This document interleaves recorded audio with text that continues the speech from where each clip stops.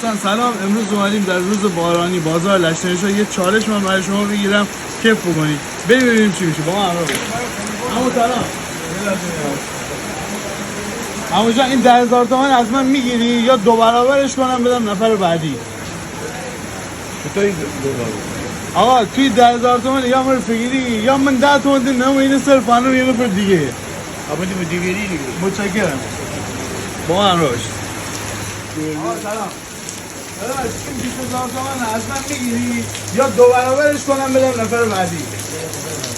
میریم برای نفر. این 40,000 تومان از من میگیری یا دو برابرش کنم بدم نفر بعدی؟ نه دو برابرش کنم. آقا بریم ببینیم این 80 تومان. آقا سلام. سلام. داداش این 80 تومان میگیری یا دو برابرش کنم بدم نفر بعدی؟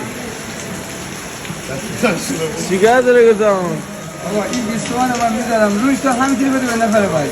این 20 تومان بریم برای نفر بعدی. بریم این 3,000 تومان شما پرویز باید. سلام. سلام جان. این 3,000 تومانه. شما بگیری یا من دو برابر کنم با نفر بعدی.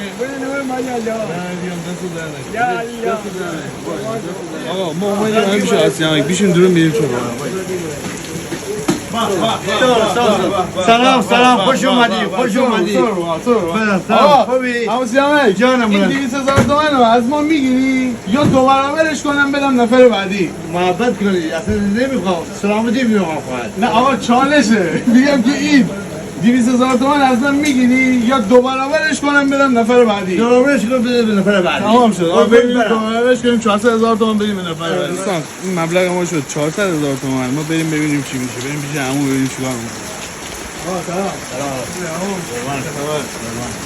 آقا این 400,000 تومان شما از من میگیری یا من دو برابرش کنم بدم نفر بعدی؟ میگیری؟ خدمت شما. خدا بزرگه. نیاز داشتی به این پول یا نه؟ داشتی؟ خدا رضا مرتبه شد. راضی باشن با فالوور عزیزی دستگون بده. دم شما گرم. این دستگون بده باش. آقا با اجازه و اینکه مرسی که ما رو دنبال کردید. آقا لایک بدید، کامنت هم رو ببینید. مرسی، ممنون. مرسی.